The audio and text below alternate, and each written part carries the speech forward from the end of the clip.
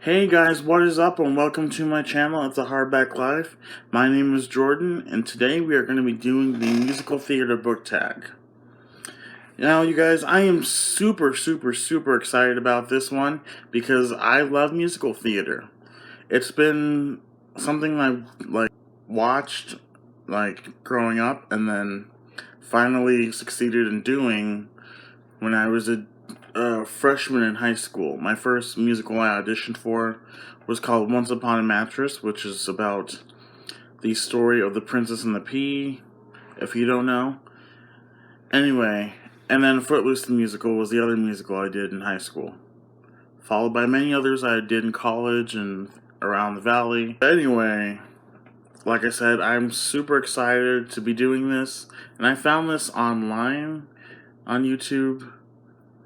I first discovered it via Dilvy's channel, Dilvy Reads. And then I found out the original booktuber who did this was Lydia from Something Like Lydia. So I will link her video in the description box so you guys can go check her out because she's pretty cool too. Anyway, without further ado, let's get into it. Alright, so how this is going to work is we're going to be looking at musicals that have been provided for us. And then, there's little prompts, I guess, call them, that go along with it. So, Wicked is the first one. And one associated with that one is Favorite Fictional Friendship. And I chose Artemis Fowl and Holly Short from the Artemis Fowl series. Now these two, their friendship is gradual because in the first book he kidnaps Holly because he wants to attain fairy gold. So yeah, she's a fairy, and he discovers fairies, and his first mindset is to Artemis' first mindset is to capture the fairy and then make her other fairy friends come after her to rescue her, which is what they end up doing. And he wants to negotiate her for the gold, basically. And a lot of crazy things happen in the first book. And the two of them, though, just Artemis and Holly, become really close because there are several times throughout the book series where the humankind and fairy kind are threatened by a rogue fairy or a rogue human or what have you, and so they have just they come together to stop said person. And it's just their friendship is beautiful.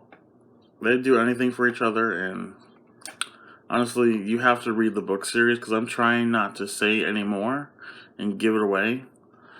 But yeah, so read Artemis Fowl, by the way. Second one, Sweeney Todd, which is another one of my favorite musicals, and the one that goes with this is Favorite Villain, which is fitting. And so I chose Maven Kalor from the Red Queen series. He's one of my favorite villains because he was basically tortured. His mind was tortured by his mother because his mother is a whisperer. That's her ability. She has the ability to, she's kind of like a telepath where she can read people's thoughts, and she could also,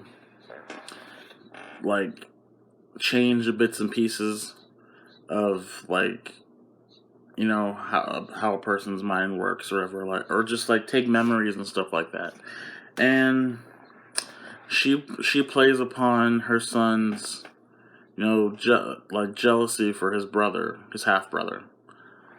And then, also, she tries to take his ability to love the main girl in the series, away from him. But she can't do that. It becomes hard for her to do that because I think he's holding on to it.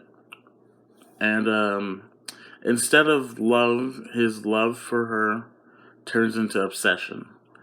And you can see several times in the book series where he feels bad about what he's doing, but at the same time, he feels like he's doing what he's doing for the right reasons.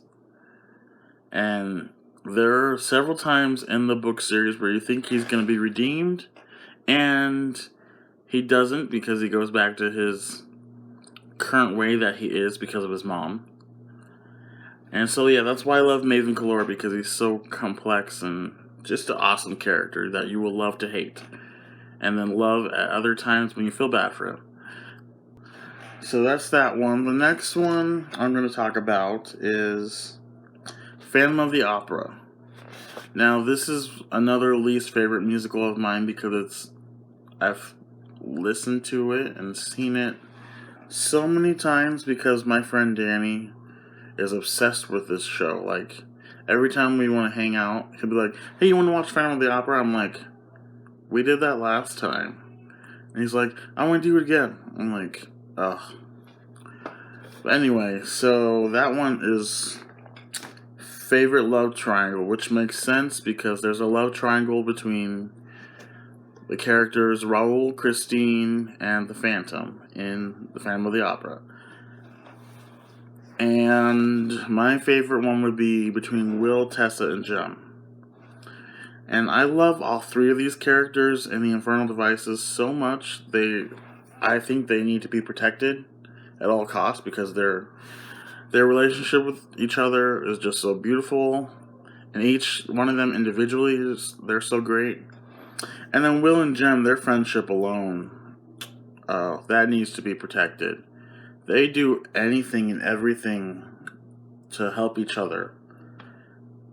Even like they would sacrifice their feelings for Tessa just to make the other one happy. Like it's just I feel like I might cry if I talk about it more. Oh, I'm sorry, but yeah, I love that love triangle in particular because it's so beautifully done. Props to Cassandra Clare. Thank you for that. Next one we're going to talk about is Lion King. Lion King, this one is, I haven't seen the musical, but I've seen the movie 100 times. And I love the movie. And the thing that goes with that one is favorite sidekick. So I guess like how you would argue Pumbaa is Timon's sidekick. I'm going to go with Butler in the Artemis Fowl series. Butler is Artemis's bodyguard and trusted friend. And Butler is one of those people who basically bails Artemis out of very bad situations by like using his like strength, like literal strength, because he's the muscle and Artemis is like the genius. I'm not saying Butler isn't smart, because he's very, very smart and very sarcastic, which I happen to love. But like, he just like, obviously his mindset is protect his charge at all costs. And so he basically runs after Artemis, like, you know how Watson always runs after Sherlock to try and like to help and then like keep him out of trouble. That's basically what Butler is to Artemis. Next one I'm going to go into is least favorite ending. And that's also inspired by Grease. Now, I don't remember Grease the musical's ending. I honestly don't care, because I don't like that musical that much. Just like I do not like this. Glass Sword, second book in the Red Queen series by Victoria Aveyard. That's my biggest favorite ending, like, of a lot of the books I've read, especially like the series I've read. It's not the ending of the series, it's only the second book, but the ending of that book, man, was just so so infuriating. And also, just like, the whole book in general just drove me crazy. I'm gonna have to get into that in a later video, because if I do it now, I'm gonna rant. But anyway, I did not like the ending, and I'm gonna leave it there. I'm not gonna spoil anything either, because in case some of y'all have not read the book. So yeah, we're just gonna leave it there. And then this last one is favorite book adaptation. So like, if your book was turned into a movie or a musical or something else. And I'm gonna go with Little Women. Little Women, such a good story in general. It's about 4 sisters who are. It's set in like the 19th century, I think. Yeah, 19th or 20th century. I can't remember which one. But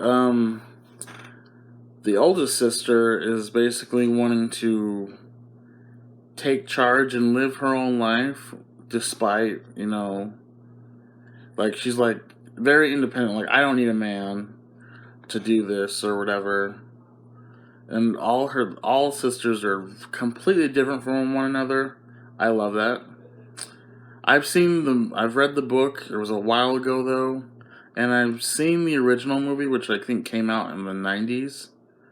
And then I haven't seen the new movie yet, which I am so sad, because it's got Timothy Chalamet, Emma Watson, Saoirse Ronan, and a few others. And I just love all of them. But yeah, my favorite adaptation of Little Women is the musical. The musical is so good. So good. And it takes, like, whoever wrote the musical, like, basically stayed, well, I mean, I guess you kind of have to stay true to the story when it's a musical. But yeah, it's so good. The songs, the storyline, just one of my favorite musicals. And I've also been in the show, so yeah, definitely check out Little Women the musical, by the way, if you haven't. It's great.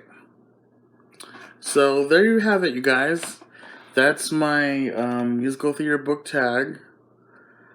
It's and I'm so glad I got to do this. If you like this video, please subscribe.